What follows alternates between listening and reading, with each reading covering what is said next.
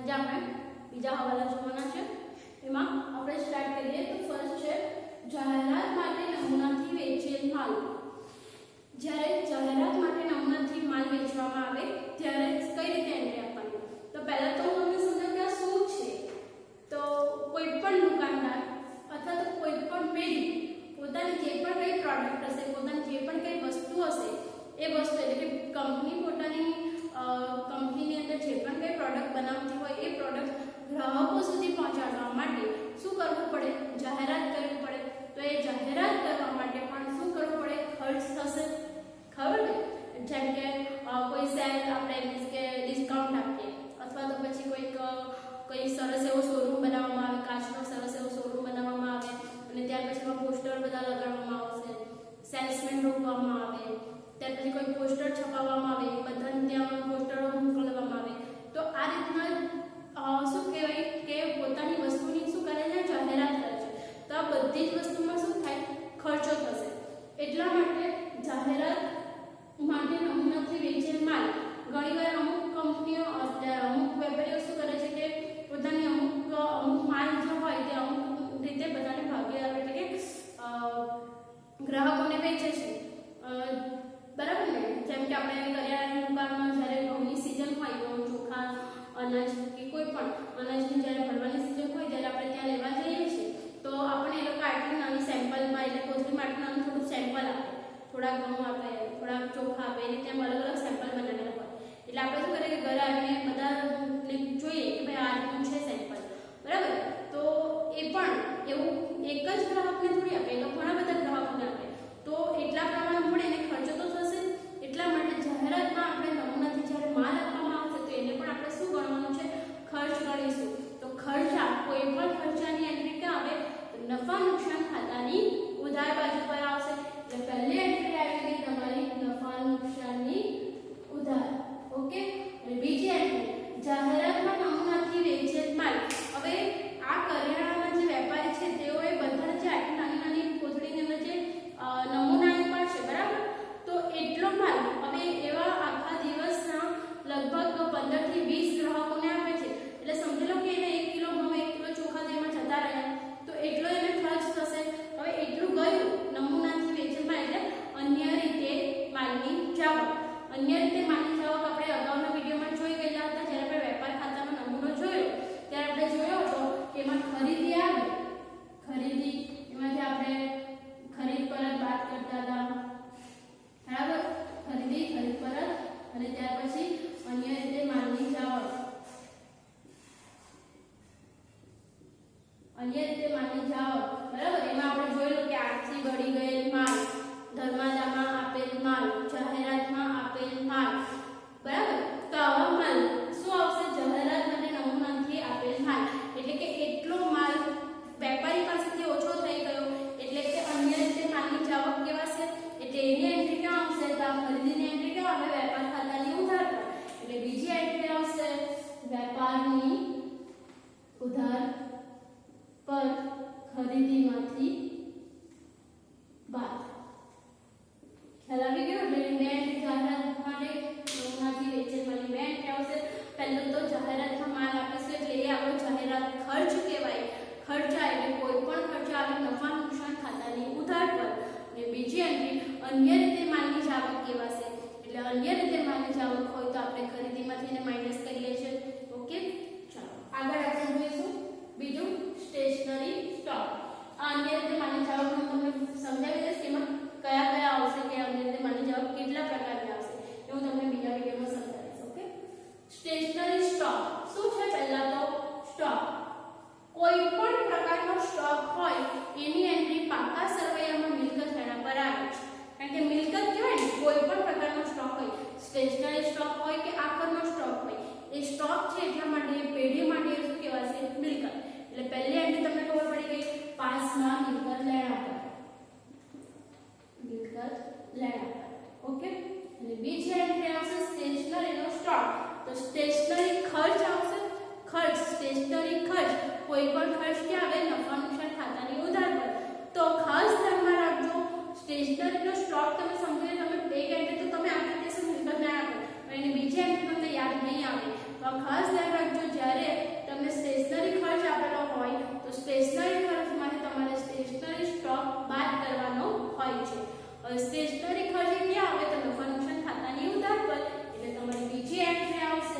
નફા નુકસાન ખાતાની ઉધાર પર સ્ટેશનરી ખર્ચમાંથી બાદ, એટલે સ્ટેશનરીનો જે ખર્ચ હોય એમાંથી આપણે સ્ટેશનરીનો સ્ટોક બાદ કરીશું. ઓકે, એટલે આ બે એન્ટ્રી થઈ ગઈ. ત્યાર પછી જોવાનું છે 20, પટ્ટે રાખેલ મિલકતમાંથી અમુક રકમ માંડી વાળી. શું કીધું છે? માંડી વાળી. આપણે અગાઉના વિડિયો તમે જોયા હોય તો આપણને ખ્યાલ હશે, માંડી વાળી એમ શબ્દ આવે, માંડી વાળો એટલે એને હંમેશા માઈનસ કરી જ દેવાનું. આ ખાસ ધ્યાન રાખજો. કોઈ પણ શબ્દ એમ આવે કે માંડી વાળો એટલે એ રકમ હંમેશા માઈનસ કરવાની આવશે. તો એની પહેલી લાઈન, તો પહેલા તો શું કીધું છે? પટ્ટે રાખેલ મિલકતમાંથી. શું કીધું છે? મિલકત. મિલકત ક્યાં આવે? તો પાકા સરવાળામાં મિલકત ના આપે. એટલે પહેલી એન્ટ્રી આપણે ખબર પડી ગઈ. તો પાસમાં મિલકત લેણા બાજુ જે તે મિલકતમાંથી બાદ કરું.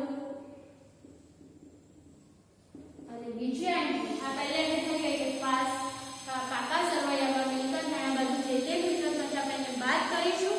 અને બીજી એન્ટ્રી ક્યાં આવશે? તો માંડી વાળું એટલે એક પ્રકારનો આપણો શું થઈ જશે? ખર્ચ. એટલા માટે ખર્ચ ક્યાં આવશે? તો નફા નુકસાન ખાતાની ઉધાર પર. એટલે બીજી એન્ટ્રી તમારી આવશે નફા નુકસાન ખાતાની ઉધાર પર. ઓકે, ચાલો આ ખાસ ધ્યાન રાખજો, કારણ કે પૂછાતો છે વારંવાર. આગળ ઘસારો, મોસ્ટ એન્ટ્રી ઘસારો વારંવાર પૂછાતો પ્રશ્ન. એમ તો તમને ઈઝી કે ઘસારો હોય તો કોઈ પણ મિલકતમાંથી ઘસારો હંમેશા માઈનસ થાય. અને ઘસારો એ ધંધાનો શું કહેવાય? ખર્ચ. આવું આપણે અગાઉના વિડીયોમાં જોઈ ગયા હતા, રાઈટ? એટલા માટે ખર્ચ છે જેને બીજી એન્ટ્રી આવશે નફા નુકસાન ખાતાની ઉધાર પર. પરંતુ આ ઘસારો હું તમને બીજી રીતે સમજાવવાનું છું. સમજો કે ઘસારો, હવે આખો પોઈન્ટ તમને અહીંયા સમજાવીશ. ઘસારો છે તમને કાચા સરવૈયામાં આપેલો છે. કેમાં આપેલો છે? કાચા સરવૈયા. કાચા સરવૈયામાં આપેલો છે મિલકત અને ઘસારો. બરાબર? મિલકત છે 10,000, ઘસારો છે 2,000. તો આની એન્ટ્રી કઈ રીતે આવશે? તો મિલકત હોય તો મિલકત ક્યાં આવે? તો પાકા સરવૈયામાં મિલકત લેણા બાજુ પર. અને આ ઘસારો એ કાચા સરવૈયાનો છે તો એની એન્ટ્રી ક્યાં આવશે આપણી? તો શું કરીશું આપણે? ઓકે, બીજું એક તમને અહીંયા સમજાવીશ કે ઘસારો હવાલાનો. તો હવે ખાસ ધ્યાન રાખજો, આ ત્રણ વસ્તુ આપેલું છે એટલે સમજી લો કે તમને ઘસારા કેટલા આપેલા છે? 2. હવાલાનો ઘસારો છે તમારો 1,000. આ ત્રણ એન્ટ્રી છે. મિલકત છે 10,000, ઘસારો કાચા સરવૈયાનો છે 2,000 અને ઘસારો હવાલાનો છે 1,000. એટલે ફ્રેન્ડ્સ તમને કાચા સરવૈયામાં પણ ઘસારો આપ્યો છે અને હવાલામાં પણ ઘસારો આપ્યો છે. તો શું કરવાનું? બે ઘસારા છે. તો ખાસ ધ્યાનમાં રાખજો કે જ્યારે આ રીતે કાચા સરવૈયામાં અને હવાલાની અંદર બંને બાજુ એટલે કે બે ઘસારા આપ્યા હોય ત્યારે તમારે એક ફોર્મેટ યાદ રાખવાનું છે. અને એ ફોર્મેટ છે આ રીતે: મિલકત વત્તા ઘસારો કાચા સરવૈયાનો માઈનસ ઘસારો હવાલાનો. ઓકે, હવે શું યાદ રાખીશું? તો મિલકત વત્તા ઘસારો. આપણી મિલકત કેટલી છે? 10,000. એટલે આ 10,000 વત્તા ઘસારો કાચા સરવૈયાનો કેટલો છે? 2,000. 10 વત્તા 2 એટલે 12,000 અને 12,000 ઘસારો હવાલાનો કેટલો છે? 1,000. 12 માંથી 1,000 જાય એટલે કેટલા આવશે? 11,000. ખ્યાલ આવ્યો?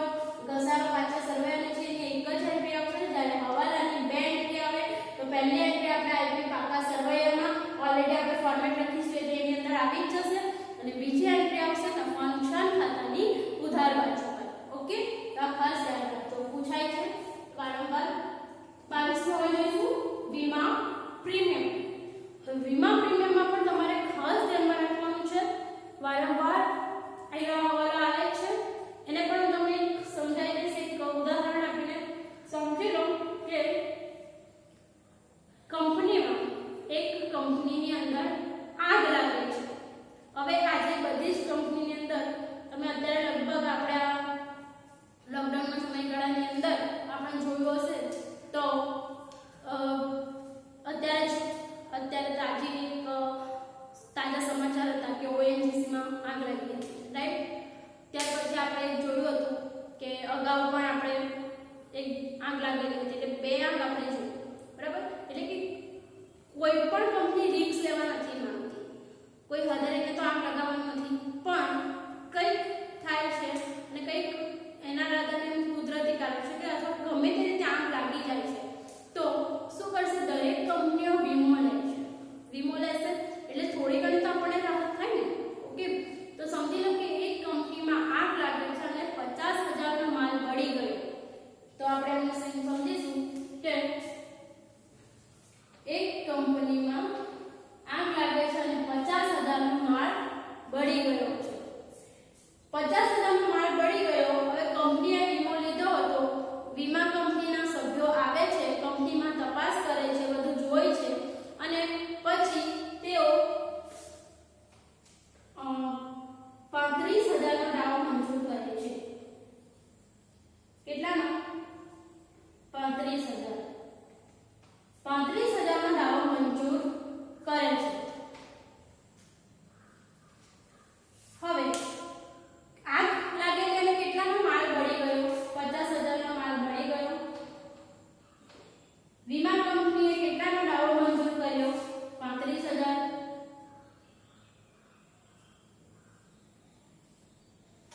વીમા કંપનીએ 35,000નો દાવો મંજૂર કર્યો. તો 50,000માંથી 35,000 ગયા, કેટલા બચ્યા? 15,000. 50,000 માઈનસ 35,000. ઓકે, હવે ખાસ ધ્યાન રાખજો, અહીંયા ટોટલી બે એન્ટ્રી આપવાની રહેશે. તમને કાચા સરવૈયામાં આપશે કે વીમા કંપની કાચા સરવૈયામાં આપશે વીમા પ્રીમિયમ, અહીંયા આપશે વીમા પ્રીમિયમ.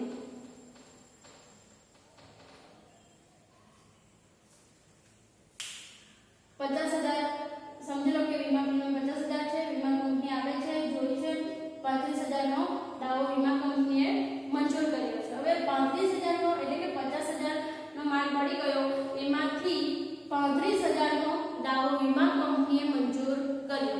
કેટલાનો દાવો? 35,000. હવે દાવો મંજૂર કર્યો એટલે શું? કે આપણને વીમા કંપની પાસેથી એટલા પૈસા મળશે. એટલે કે વીમા કંપની તાત્કાલિક તો નહીં આપી દે, પણ આપશે તો ખરી ને. એટલે વીમા કંપની પાસેથી ગમે ત્યારે આપણે લેવાના થશે. લેવાના એટલે શું? લેણ અથવા તો લેણા. આપણે વીમા કંપની પાસેથી લેવાના થશે એટલે આપણે કહીશું લેણું અથવા તો લેણા. તો લેણું પૈસા લેવાના છે, ગમે ત્યારે આપણને પૈસા મળશે એટલે આપણા માટે સારું. તો પૈસા મળે એટલે આપણે એને ક્યાં દર્શાવીશું? મિલકત. લેણા આપણી મિલકત આવશે ને કે 35,000 રોકડા આપણને મળવાના છે એટલે આપણા માટે શું કહેવાય? મિલકત. એટલે એની એન્ટ્રી આવશે મિલકત લેણા. અહીંયા આપણે લખીશું મિલકત લેણા. ઓકે, અને બીજું કે ખરેખર 50,000નો માલ બળી ગયેલો હતો, એમાંથી 35,000નો દાવો મંજૂર કર્યો, તો કેટલાનો દાવો મંજૂર નહીં કર્યો? 15,000. તો આ 15,000માં આપણે શું થયું? નુકસાન. કારણ કે માલ તો કેટલાનો બળી ગયેલો હતો? આપણો 50,000. માલ કેટલાનો બળી ગયો? 50,000. વીમા કંપનીએ ખાલી કેટલા મંજૂર કર્યા? 35,000.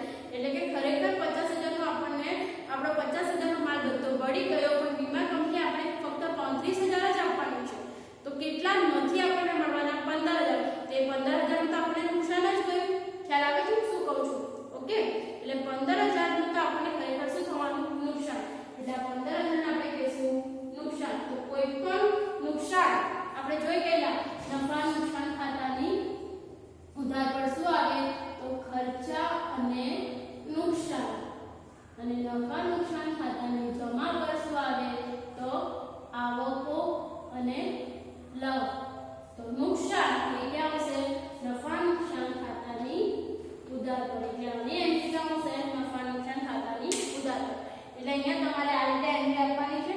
50,000નો માલ બળી ગયો હોય તેની બે એન્ટ્રી પડશે. વીમા કંપનીએ જેટલા મંજૂર કર્યા હશે તેની એન્ટ્રી પડશે મિલકત લેણા પર. અને જેટલા નુકસાન થયું તે આપણી એન્ટ્રી પડશે નફા નુકસાન ખાતાની ઉધાર પર.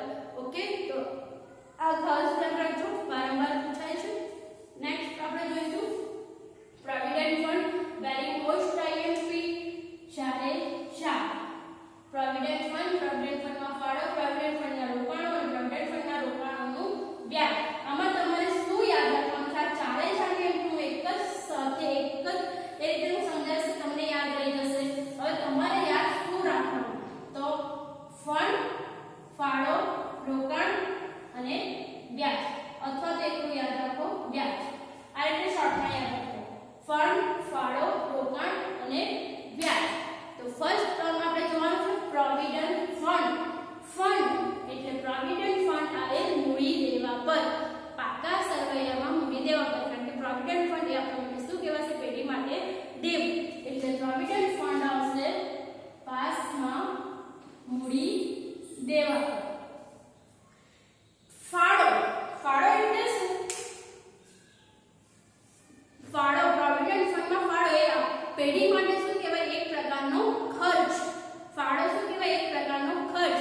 તો ખર્ચની એન્ટ્રી આપણે ક્યાં આપીએ છીએ? જોઈ લો, અત્યારે આપણે જોયું ખર્ચાતા આવે નફા નુકસાન ખાતાની ઉધાર પર. એટલે પ્રોવિડન્ટ ફંડમાં ફાળો હોય તો એની એન્ટ્રી પડશે નફા નુકસાન ખાતાની ઉધાર પર. પ્રોવિડન્ટ ફંડના રોકાણો, આ શું છે? રોકાણ. આપણે રોકાણ કરીએ, સમજી લો કે મેં 1 લાખનું રોકાણ કર્યું એટલે મારા માટે શું બનશે? મિલકત. એટલે રોકાણ એ ક્યાં આવશે? તો પાકા સરવૈયામાં મિલકત લેણા પર, એટલે પાસમાં મિલકત લેણા પર. અને ત્યાર પછી આવશે રોકાણોનું વ્યાજ. તો વ્યાજ માટે તમારે યાદ રાખવાનું છે રોકાણોનું વ્યાજ હંમેશા પ્રોવિડન્ટ ફંડમાં પ્લસ કરવાનું. એટલે અહીંયા આપણે લખીશું પાસમાં મૂડી દેવા બાજુ પર પ્રોવિડન્ટ ફંડમાં ઉમેરો. તો આ ખાસ ધ્યાન રાખજો. ચારે ચાર એન્ટ્રી ખૂબ જ ઇમ્પોર્ટન્ટ છે. ફર્સ્ટ તમારે યાદ રાખવાનું છે પ્રોવિડન્ટ ફંડ. તો પ્રોવિડન્ટ ફંડ ક્યાં આવે? મૂડી દેવા પર. ફાળો કે તો ખર્ચ. ખર્ચ ક્યાં આવે? નફા નુકસાન ખાતાની ઉધાર પર. ત્યાર પછી પ્રોવિડન્ટ ફંડના રોકાણો. રોકાણો એ આપણા માટે શું કહેવાય? પેઢી માટે મિલકત. મિલકત હોય એટલે ક્યાં આવશે? મિલકત લેણા પર. અને રોકાણોનું વ્યાજ. રોકાણોનું વ્યાજ માટે યાદ રાખવાનું છે કે પ્રોવિડન્ટ ફંડમાં પ્લસ કરીશું. તો પ્રોવિડન્ટ ફંડ ક્યાં આવે? તો પાસમાં મૂડી દેવા પર. ઓકે, તો આ ખાસ ચારે ચાર એન્ટ્રી યાદ રાખજો. વારંવાર તમારા એક્ઝામની અંદર આ ચારમાંથી એક એન્ટ્રી તો હશે જ. એટલે આ ચારે ચાર એન્ટ્રી ખાસ ધ્યાન રાખજો. અને ખાસ કરીને સ્ટુડન્ટ્સ બધા આ ચાર એન્ટ્રીમાં જ અટવાય છે. એટલે તમારે યાદ રાખવાનું ફંડ, ફાળો, રોકાણ અને વ્યાજ. આખું યાદ રાખવાની કોઈ જરૂર નથી. પ્રોવિડન્ટ ફંડ, ફાળો, રોકાણ, વ્યાજ. ફંડ હોય તો મૂડી દેવા પર. ફાળો હોય તો ફાળાને આપણે શું ગણવાનું છે? ખર્ચ. ખર્ચ ક્યાં આવે? નફા નુકસાનની ઉધાર પર. રોકાણો કે શું કહેવાય? મિલકત. એટલે મિલકત લેણા પર. અને રોકાણોનું વ્યાજ તો પ્રોવિડન્ટ ફંડમાં પ્લસ કરવાનું. ઓકે, આ ખાસ ધ્યાનમાં રાખજો. ચારે ચાર એન્ટ્રી ખૂબ જ ઇમ્પોર્ટન્ટ છે. મોસ્ટ આઈએમપી વારંવાર પૂછાય છે. ઓકે, અને નેક્સ્ટ 27 નું આ પણ ખાસ ધ્યાન રાખજો. કારણ કે ઘણા છોકરાઓ આમાં વારંવાર ભૂલો કરે છે. શું છે? પગાર, મજૂરી, પગાર. જોવાથી તમને એમ લાગે કે મેં માની અંદર શું છે? મને સરખું તો છે પગાર, મજૂરી, પગાર. બરાબર? એટલે જોવાથી સેમ લાગશે. તમને એમ થશે કે આ તો સેમ છે. તમે સમજી લો કે તમે પહેલા દાખલાની અંદર વાંચ્યું પગાર, મજૂરી 10,000. બીજા દાખલામાં તમે વાંચ્યું મજૂરી, પગાર 10,000. એટલે તમને એમ થશે કે આ તો એક